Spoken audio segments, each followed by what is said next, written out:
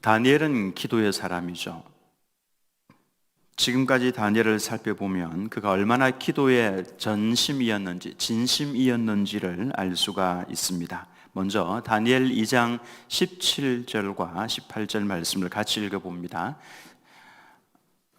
다니엘 2장 17절과 18절입니다. 시작. 이에 다니엘이 자기 집으로 돌아가서 그 친구 하나냐와 미사엘과 아사랴에게 그 일을 알리고 하늘에 계신 하나님이 이 은밀한 일에 대하여 불쌍히 여기사 다니엘과 친구들이 바벨론의 다른 지혜자들과 함께 죽임을 당하지 않게 하시기를 그들로 하여금 구하게 하니라. 느부갓네살 왕이 꿈을 꾸고 난 다음에 이 내 꿈을 알아내고 해석까지 하라. 그걸 할 수 있는 사람이 세상에 어디에 있습니까? 이때 느부갓네살이 명령을 내리죠. 만약에 알아내지 못하면 모든 지혜자들, 복술자들, 전부 다 술객들 다 죽여라 명령을 내렸습니다. 죽음의 위기가 닥쳐왔을 때 다니엘이 친구 사드락 메삭 아벳느고와 함께 엎드려서 기도를 하죠. 하나님 도와주십시오. 그리고 그 꿈을 좀 알려주십시오. 보여주십시오. 이 네 명이 합심해서 기도했는데 하나님께서 드디어 꿈을 보여주셨고 그 꿈에 대한 해석도 해주셨죠. 이처럼 죽음의 위기가 닥쳐왔을 때에 기도하면서 다니엘은 이겨냈습니다. 기도의 능력을 알고 있는 사람이죠. 다니엘 6장 10절 말씀은 굉장히 유명한 말씀입니다. 이 말씀도 한번 같이 읽도록 하겠습니다. 시작. 다니엘이 이 조스의 왕의 도장이 찍힌 것을 알고도 자기 집에 돌아가서는 윗방에 올라가 예루살렘으로 향한 창문을 열고 전에 하던 대로 하루 3번씩 무릎을 꿇고 기도하며 그의 하나님께 감사하였더라. 다니엘의 기도에 습관이 나와 있는데요, 창문을 열었죠. 예루살렘으로 향해서 전에 하던 대로 하루에 몇 번요? 3번. 하루에 3번씩 기도해 보신 분 있습니까? 하루에 3번 기도하면요, 기도에 집중하게 됩니다. 그리고 기도가 주 업무가 됩니다. 다른 일이 부업이 되는 거고 기도가 주업이 돼요. 다른 일을 조금 하다가 또 기도하러 와야 되고, 또 업무를 보다가 또 기도하러 와야 되고, 또 업무를 보다 또 기도하러 와야 되고, 이렇게 기도 중심으로 돌아가는 삶이 되는 것이라고 그렇게 볼 수가 있습니다. 근데 전에 하던 대로 하루에 3번씩, 그 다음에 무릎을 꿇고 기도했습니다. 의자에 편안하게 앉아서 한 것이 아니고요, 무릎을 꿇고, 그리고 그 하나님께 뭐라고 기도했냐면은 감사하였더라. 이 속에 다니엘의 기도의 자세가 다 나와 있습니다. 매일매일 하루에 3번씩 기도하고, 그 다음에 무릎을 꿇고 기도했고, 하나님께 지금 사자굴에 던져지기 직전인데요, 그 하나님께 감사하였더라. 이런 기도 생활을 하고 있었죠. 결국에는 우리 같으면 이 정도 기도하면은 하나님께서 사자굴에 던져지지 않도록 해주실 것이다. 아닙니다. 사자굴에 던져졌죠. 근데 사자굴에서 그날 어떤 날보다도 평안한 밤을 사자굴에서 보냅니다. 오늘 본문에서도 다니엘의 기도를 알 수가 있는데요, 다니엘 했던 기도의 내용이 있고, 다니엘의 기도의 자세를 알 수가 있고, 기도에 대한 다니엘의 생각을 알 수가 있습니다. 즉 오늘 읽었던 이 말씀 1절부터 쭉 읽어보시면 다니엘의 기도관이 나와 있습니다. 기도관.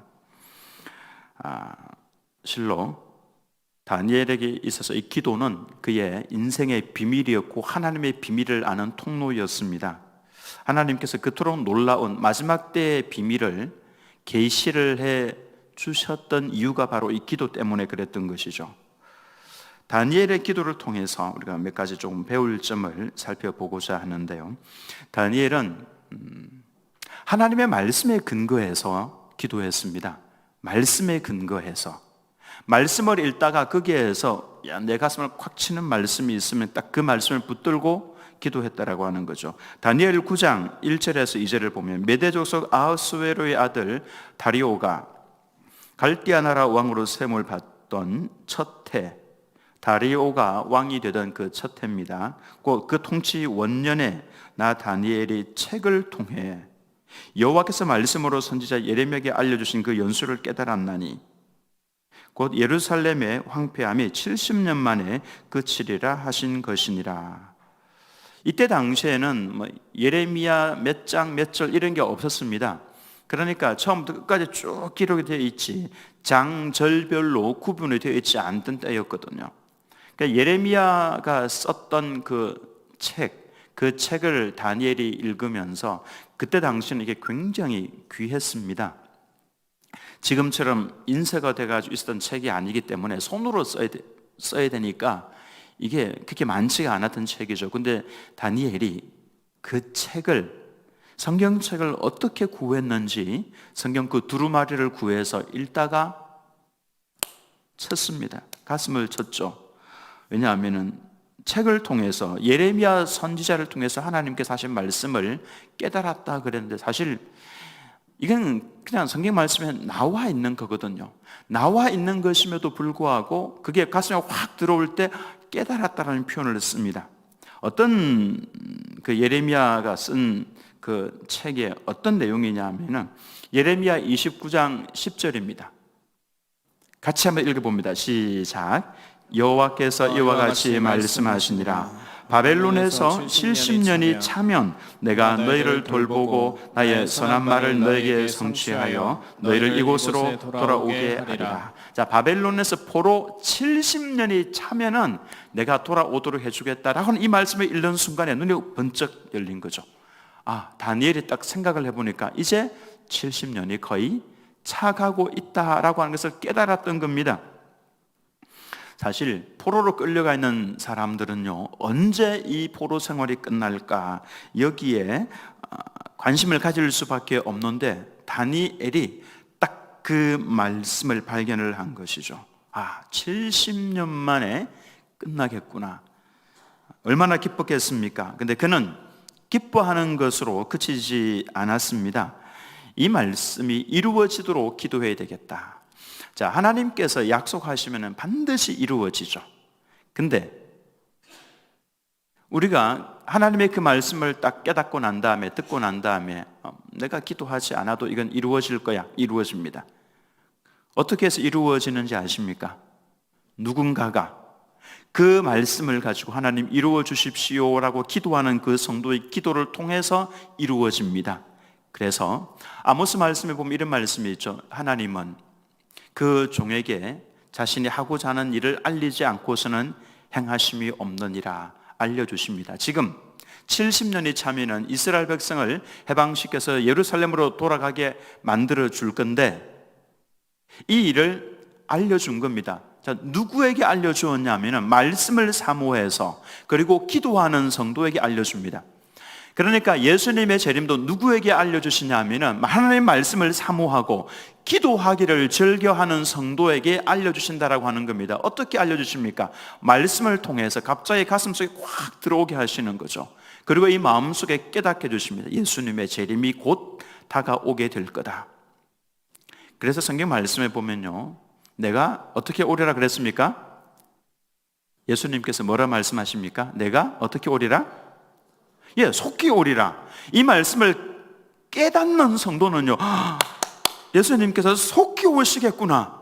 그럼 어떻게 하는지 아십니까? 그때부터 이와 같이 이루어 주기를 너희가 기도하여야 할지라. 이 말씀이 에스겔 36장 36절에 나와 있습니다. 한번 따라서 해보겠습니다. 에스겔 36장 36절. 이 정도는 그냥 외우셔도 됩니다. 36장 36절 같죠, 그죠? 에스겔 36장 36절에 보면은 하나님께서 내가 이스라엘 백성을 위해서 양떼가 많아지게 해주고 자녀들이 많아지게 해주고 이곳이 흥이 있고 결혼식이 있고 막 이렇게 내가 양떼처럼 많게 해주겠다 약속을 하셨어요. 딱 그 다음 무슨 말씀을 하시냐면, 그래도 내가 너희들에게 이렇게 이루어 주기를 너희는 기도하여야 할지라. 이렇게 말씀을 합니다. 즉 하나님께서 하고자 하시는 것을 미리 알려주십니다. 누구에게 알려주시냐면 기도하는 성도에게 알려주십니다.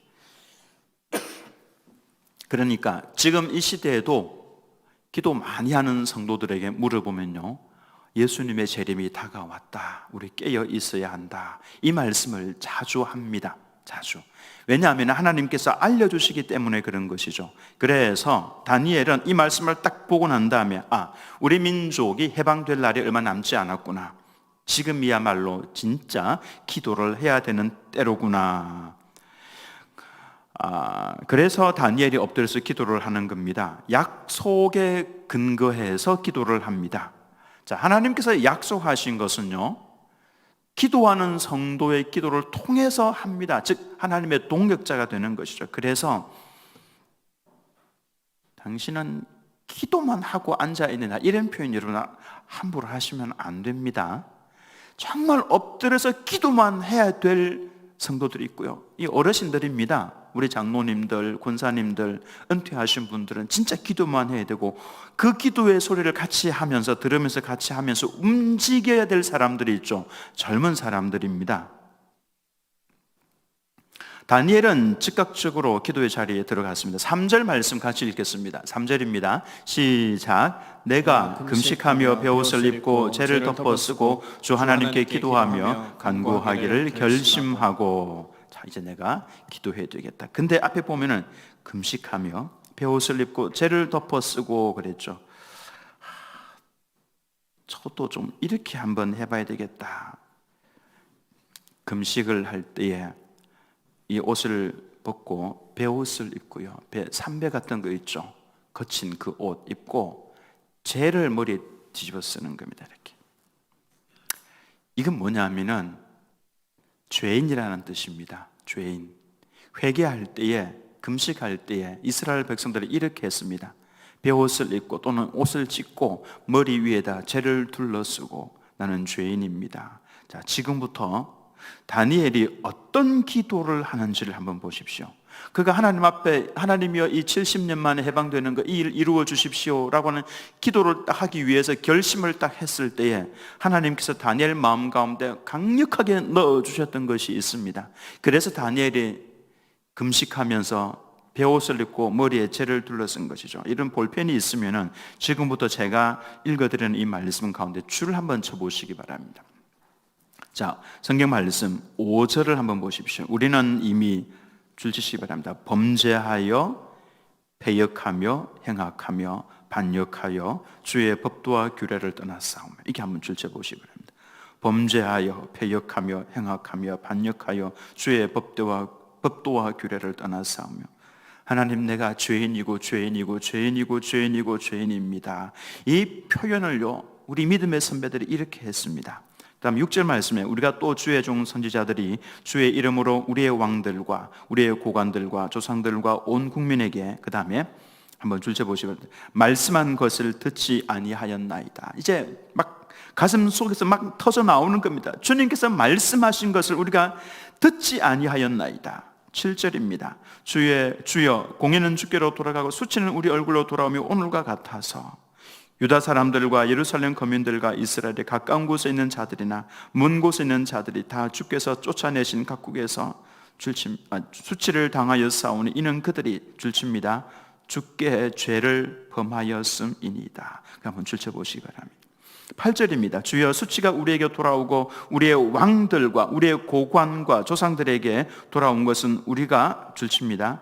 주께 범죄하였음이니이다마는 주께 범죄하였음이니이다. 9절에 주 우리 하나님께는 긍휼과 용서하심이 있사오니 이는 우리가 주께 패역하였음이오며. 여기 줄치시 바랍니다. 주께 패역하였음이오며. 10절 말씀 우리 하나님 줄칩니다. 여호와의 목소리를 듣지 아니하며 이 죄를 범했다는 거죠. 여호와께서 그의 종 선지자에게 부탁하여 우리 앞에 세우신 줄칩니다. 율법을 행하지 아니하였음이니이다. 11절입니다. 온 이스라엘이 줄칩니다. 주의 율법을 범하고 치우쳐 가서 그 다음에 주의 목소리를 듣지 아니하였으므로 줄칩니다. 여기 이 저주가 우리에게 내렸으되 곧 하나님의 종 모세의 율법에 기록된 맹세대로 되었사오니 이는 우리가 줄칩니다. 주께 범죄하였음이니이다. 줄치시 바랍니다.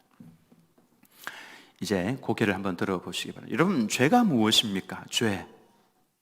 죄가 무엇입니까?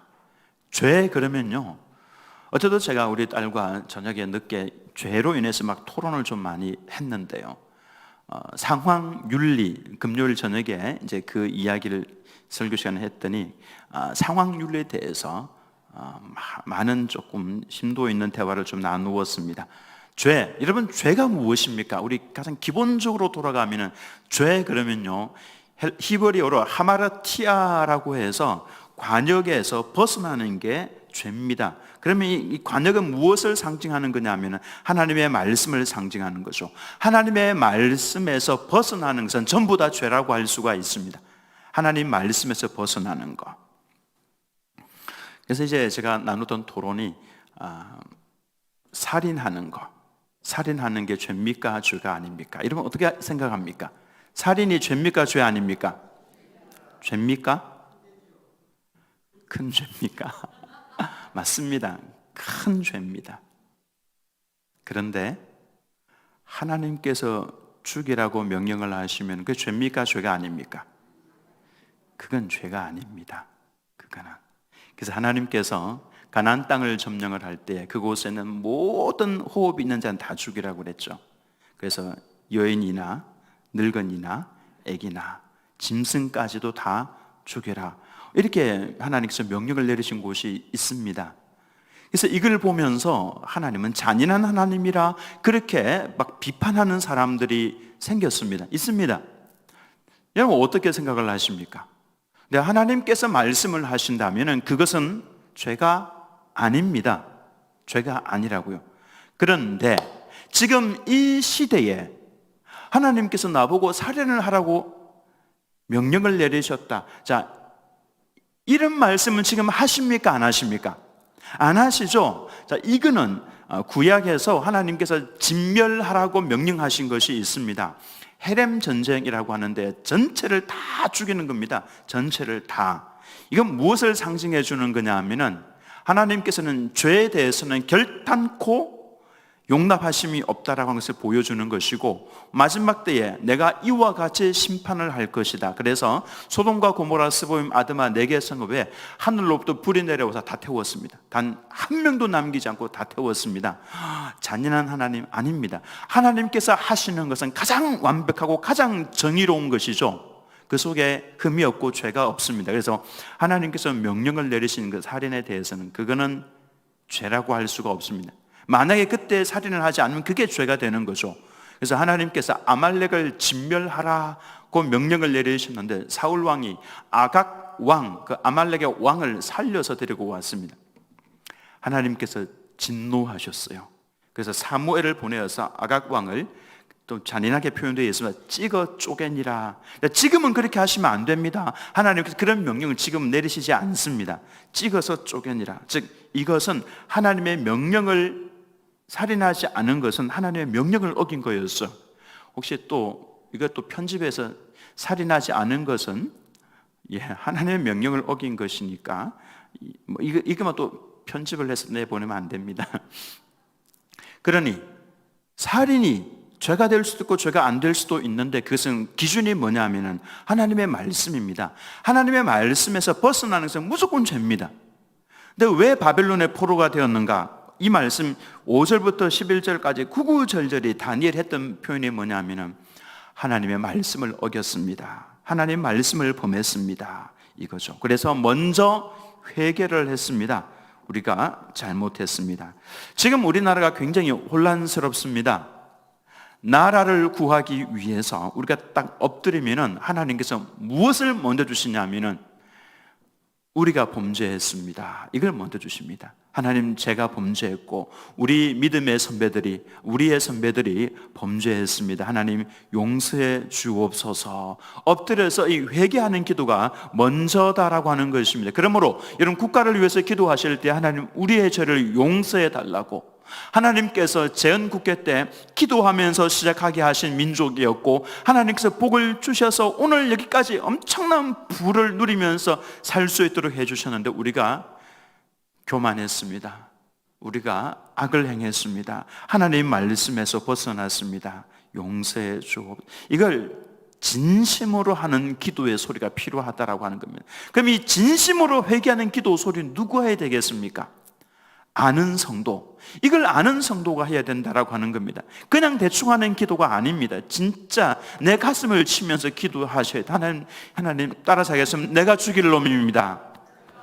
이 기도를 하셔야 돼요. 하나님, 우리가 잘못했습니다. 그리고 우리 선조들이 잘못했습니다. 용서해 주옵소서. 저는 중고등부 때 수련회를 갔는데요, 제가 성령을 경험했던 딱 그 수련회 때 저는 제가 잘해가지고 제가 엎드려 기도하면서 성령을 받은 줄 알았어요. 제가 그래서 어릴 때부터 그때까지 전 죄들을 7시간 동안이나 통곡하면서 기도했는데 저는 뭐 제가 잘한 줄 알았어요. 집에 가서 보니까요, 어머니 가슴이 딱 진짜 거짓말 하지 않고 시커멓게 되어 있었어요. 어머, 가슴이 이게 왜 그랬냐고 그랬더니 어머니가 그제서야 말씀을 해주더라고요. 네가 피아노 뒤에 숨어서 기도하는 거 보면서 내가 얼마나 가슴이 아팠는지 모른다. 그때 제가 여러 번 말씀을 드렸죠. 저는 기도하는 그때 저는 교회를 떠나려고 그랬어요. 하나님 살아계시는 거 만나지 않으면 저는 교회 떠날 거라고. 그래서 앞에서 기도하지 못하고 형님, 누님들이 기도할 때 피아노 뒤에 숨어가지고 거기서 기도하는 모습 엄마가 보고 계셨던 거예요. 저희 엄마가 거기에 밥 해주기 위해서 따라와 있었거든요. 딱 보니까 아들이 피아노 뒤에 딱 숨고 저 냉랭했던 놈이 저 뒤에 숨었어. 보니까 기도를 하고 있는 거예요. 그러니까 가슴을 치면서 이 놈이 죄를 지어서 저 아이가 저렇게 냉랭하고, 가슴을 치면서 얼마나 기도를 했는지 가슴에 멍이 들어가죠. 본인의 가슴을 쳐서 시커멓게. 그래서 제가 알았습니다. 제가 그렇게 성령의 불을 받은 거는요, 어머니가 회개하면서 기도했던 거, 아들을 위해서 기도했던 그 소리 듣고 하나님께서 그렇게 해주셨구나. 제가 그제서야 그걸 알았습니다. 자, 19절 말씀을 한번 같이 읽어보겠습니다. 시작.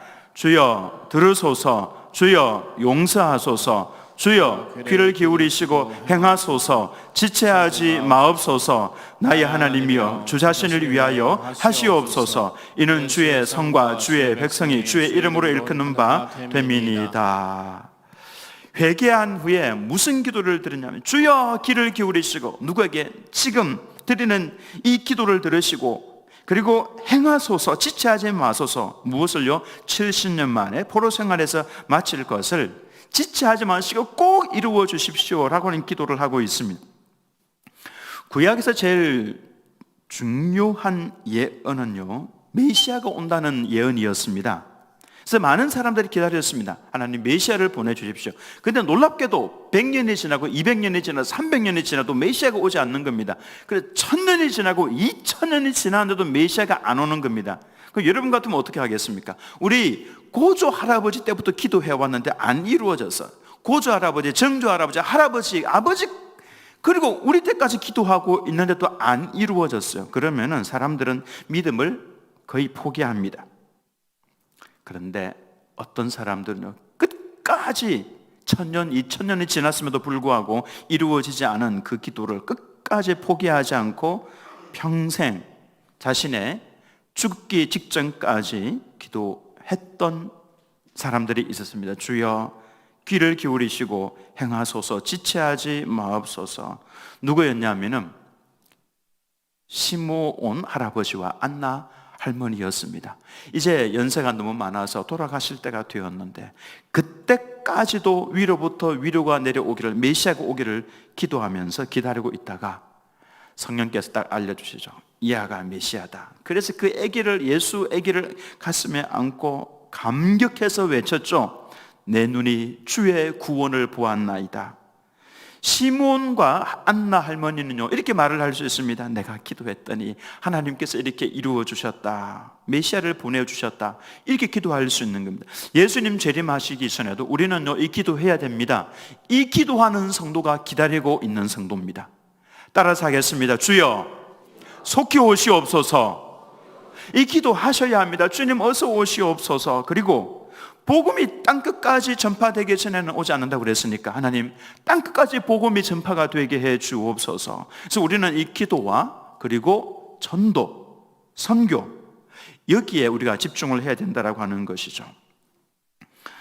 회개하고 주의 뜻이 이루어지기를 위해서 기도하는 그 기도를 하나님께서 얼마나 기뻐하시냐면 20절 말씀에 나오죠. 20절 말씀 같이 읽겠습니다. 시작. 내가 이같이 말하여 기도하며 내 죄와 내 백성 이스라엘 죄를 자복하고 내 하나님의 거룩한 산을 위하여 내 하나님 여호와 앞에 간구할 때, 하나님께서 무엇을 기다리셨냐 하면 간구할 때, 때를 기다리셨다라고 하는 것이, 기도할 그 때를 하나님께서 기다리고 계셨습니다. 그리고 그 성도의 다니엘의 기도의 소리를 딱 들으시고,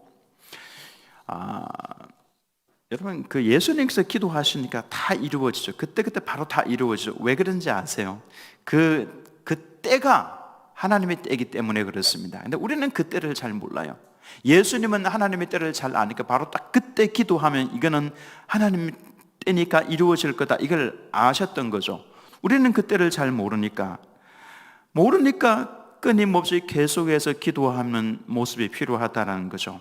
가령 출애굽을 하나님께서 미리 말씀을 하셨죠. 아브라함에게 네 자손이 애굽에 가서 400년 만에 올라오리라고 미리 말씀을 하셨습니다. 400년 만에. 그러면은 이스라엘 백성들이 아마도 처음에 한 150년, 200년 그 정도는 편했습니다. 왜냐하면 요셉을 아는 왕이었으니까. 요셉을 알지 못하는 왕이 일어났죠. 즉 왕조가 새롭게 일어났습니다. 죽이고 새로운 왕조가 일어나서 딱 보니까 이 히브리인들 가만히 두면 안 되겠거든요. 그때부터 핍박을 하기 시작을 했습니다. 너무 괴로우니까 그때부터 이스라엘 백성이 기도하기 시작했죠. 하나님, 우리 민족을 400년 만에 가나안 땅으로 올라가게 하신다고 하셨는데 속히 좀 이루어 주옵소서. 아무리 기도해도 응답이 없습니다. 언제 이루어지냐 하면은 399년이 될 때까지 기도해도 응답은 없습니다. 언제? 400년이 될 때 이루어지는 겁니다. 그러면은 400년이 되기 전까지 이스라엘 백성이 해방시켜달라고 기도했던 건 부질없는 겁니까? 아닙니다. 바로 그 기도의 소리로 인해 가지고 400년째에 출애굽을 할 수가 있었던 것이죠. 하나님은 기도 없이는 일들을 행하시지 않습니다. 그래서 우리는 그 과정 속에 기도가 필요하고요, 응답받는 그 순간에 그때도 기도가 필요합니다. 그래서 늘 기도하는 것이 필요한 것이죠. 예수님 재림하시기를 위해서 기도하다가 결정적인 순간에 그 기도의 소리를 들으시고 예수님 재림을 하시는 거죠. 놀라운 일이 일어났습니다. 21절 말씀 이제 다 돼갑니다. 시작. 곧 내가 기도할 때에 이전에 환상 중에 본 그 사람 가브리엘이 빨리 날아서 저녁 제사를 드릴 때쯤에 내게 이르더니, 자, 그 기도할 때에 환상 중에 보았던 그 사람 가브리엘, 여기 보면은 가브리엘은 천사입니다. 좋은 소식을 전하는 천사죠. 근데 하나님 앞에 보면요, 무서운 천사들이 있습니다. 그 얼굴과 그 묘사를 해놓은 걸 보면은 이게 정말 천사인가, 무서운 짐승 같은. 그런데 가브리엘을 보면요, 사람이라고 표현하고 있습니다. 다니엘이 보기에 사람이었습니다. 남자였습니다. 이전에 환상 중에 본 그 사람 가브리엘, 딱 보니까 날개는 달려 있는데 딱 사람이었죠. 그래서 가브리엘이 빨리 날아서, 어디에서 날아왔겠습니까? 천국에서 이 지구로 날아왔겠죠. 빨리 왔다. 영적인 존재가 빨리 날았다는 것은 엄청나게 빠른 속도로 왔을 겁니다. 아마 빛의 속도 그 정도 왔겠죠. 저녁 제사를 드릴 쯤에 내게 이르더니, 이 말씀을 보면요, 천국과 우리 지구 사이에는 거리가 있다는 걸 알 수가 있어요. 예수님께서 천국 가실 때 구름을 타고 공중으로 올라가, 순식간에 싹 하면서 천국 가신 게 아니라 공중으로 올라가셨다가 사라졌죠. 그렇죠? 이렇게 구름이 가리워서. 근데 이 가브리엘 천사가 빨리 날아서, 천국에서부터 날아서 저녁 제사 드릴 쯤에 내게 이르더니, 시간의 흐름이 있습니다. 저녁 제사 드릴 때쯤에 도착을 했다라고 하는 것이죠.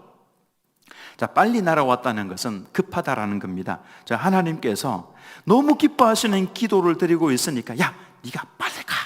그래서 가벌이 빨리 날아온 겁니다. 응답하기 위해서. 22절 말씀 같이 읽습니다. 시작. 내게 가르치며 내게 말하여 이르되 다니엘아 내가 이제 네게 지혜와 총명을 주려고 왔느니라. 하나님께서 지혜와 총명이 있는 다니엘은 그래서 꿈을 보면은 알 수 있다.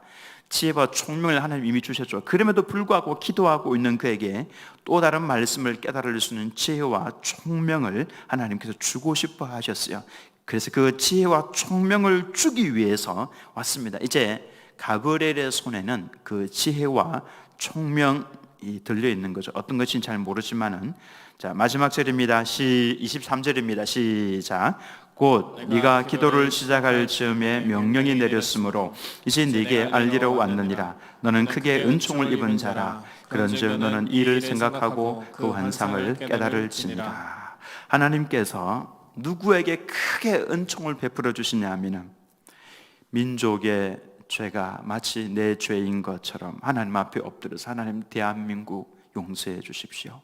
우리의 죄악을 용서해 주십시오. 우리의 죄악 때문에 이렇게 힘들게 되었습니다. 용서해 달라고 하나님 앞에 이렇게 엎드려서 마치 내 죄인 것처럼 가슴을 치면서 하나님 용서해 달라고, 우리의 죄, 우리가 하나님 말씀, 내가 하나님 말씀을 어겼습니다. 그렇게 할 때 하나님께서 크게 은총을 베풀어 주신다라고 하는 겁니다. 하나님께서 명령을 내리죠. 네가 빨리 가서 알려주어라. 그는 내게 은총을 크게 입은 자다. 여러분, 세상에 이것보다도 더 큰 복이 어디에 있겠습니까? 우리는 하나님 앞에 엎드려서 기도해야 됩니다. 기도할 때에 나는 내 문제만 그렇게 하지 마시고 우리 교회의 문제를 내 문제인 것처럼, 민족의 문제가 내 문제인 것처럼 그렇게 하나님 앞에 엎드려서 주여 용서해 주십시오. 주여 우리의 허물과 죄악을 용서해 주십시오. 그리고 주님, 우리 가운데 주의 은혜를 베풀어 주옵소서. 회개하고 간구할 때에 하나님께서 큰 은총을 베풀어 주신다라고 하는 것입니다. 그리고 다음 주부터 살펴볼 말씀은요, 정말로 역사상 가장 위대한 비밀입니다. 역사상 가장 위대한 비밀을 다니엘에게 하나님께서 이 가브리엘을 통해서 알려주십니다. 이번 한 주간도, 아니 우리 살아가는 모든 날이 하나님 앞에 정말 엎드려서 이와 같이 간절하게 간구하고 기도함으로 하나님 앞에 크게 은총을 받는 우리 성도님들 되시기를 예수님의 이름으로 축원합니다.